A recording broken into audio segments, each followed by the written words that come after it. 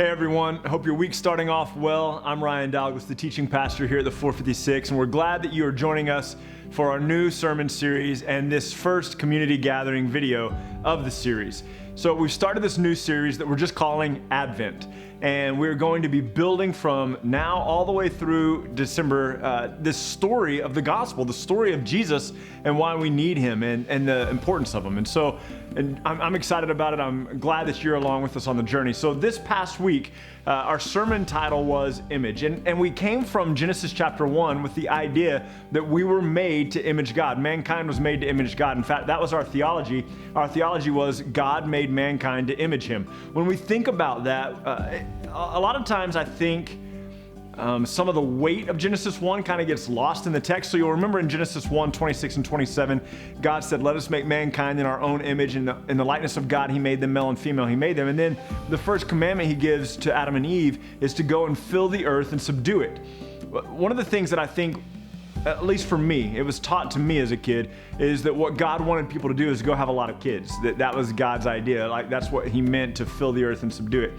While that is part of it, I think more at stake here is the image of God. And God is saying, I've created Adam and Eve to image me and go and fill the earth with the image of God. And so you and I were created to image God. You and I were created for the purpose of making much of God and proclaiming him in the earth. Remember Ephesians 2:10 that says you are God's workmanship created in Christ Jesus to do the good works that he prepared beforehand, so you should walk in them. Or the idea in Psalm 139 that all of our days were written down before one of them came to be. We have this opportunity to image God. Now, Adam and Eve, created in the image of God, the likeness of God, we're going to see next week quickly abandon that. But our application this past week was that we are to live for God's image rather than for our own. Okay, live for the image of God rather than for our own. And I think that sounds good in practice. I think that that's something, or it sounds good in theory rather, but it's difficult in practice. And so when we talk about it in church or Bible studies or in community gathering videos like this, for us to say that we should live for God's image, we should live to image and proclaim God in the earth, I think that sounds great, but I think that most of the time our life is spent living for us and accomplishing the things that we want to accomplish. One of the things that I want to be really clear about, and we'll try to take some time over the next few weeks to discuss this in Wednesday night Bible study and in the other community gatherings that we have, but one of the things that I really want to be clear on is that the pursuits that we have and the things that we do and the things that we're talented at, our jobs, our careers, our hobbies, that those things aren't in and of themselves contrary to imaging God.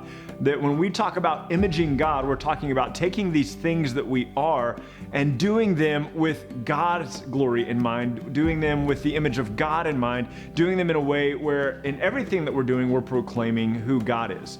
And so in the narrative of our story, in the story arc here, Adam and Eve were created to image God, and everything starts off so rosy in Genesis 1 and 2. And it starts off pristine and it starts off beautiful, and we've seen the glory of God and we've seen the creation of God, and we've seen Adam and Eve, these first two individuals through whom all life came, and God has made them to be image bearers of his. And what a beautiful opportunity it is. And then they go and they squander it. But I'm getting ahead of myself. When we talk about living for the image of God, when we think about what it means to fill the earth and subdue it, not just, I don't know, man. I mean, like, come on. Some people are making that about you need to have as many kids as you can possibly have. Many people are just saying, have 14 kids or 15 kids. And if that's you and you want to do that, go for it.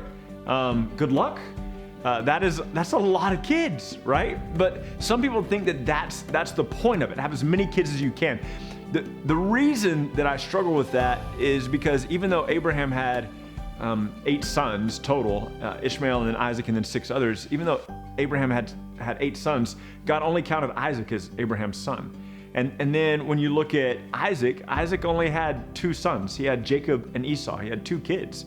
And then when you look at Jacob, also known as Israel, he had 12 and then a daughter, so at least 13 kids. That's a little bit bigger, right? But like, you see a lot of people in the Bible not having 40 kids, unless they had 12 wives, and that's probably not something we want to start, like, right? Man, weird, okay? Here's the point. Don't let God saying about Adam and Eve, I want you to image me and I want you to fill the earth and subdue it. Don't make it be about these like little tiny things that are within the scope of who we are. Don't make it be about, it's about having babies.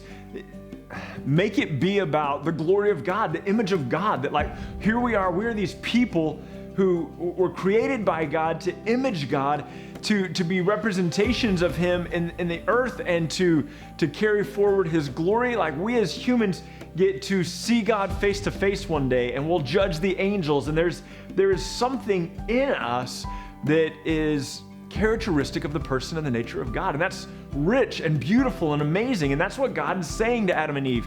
Here you go, here's my image, do something with it, fill the earth with the image of God. And so our prayer this past week was, God, help us to keep your fame, your image, your glory as central to our life. Help us to have this mindset and this goal that what we would do with our lives is be image bearers of God. I really look forward to talking about this. We're going to revisit this later in the series, so stick with me. If you have some questions, please bring them to us. Talk about it. Let's digest some of these things now, but we will come back to it later in this series. Here are 3 questions that I want you to answer as we kind of kick off this Advent series. Question number 1, what's your purpose in life? Now, I know that I've just told you it was to image God, but I mean, from a practical sense, outside of that, the way you were raised, with your upbringing, what do you believe, or what have you believed is your purpose in life? Is it to be a good husband, a good mom? Is it to be a good homemaker, a great business person? Is it to make enough money to put a roof over the head? Is it to take care of your kids? Like, what is it? What are some things that you view as your purpose in life? Question number 2, what has caused your purpose to shift or to change? What sort of life events, what sort of belief systems, what sort of things have come into your life and have shifted your purpose a little bit, or have completely changed your purpose?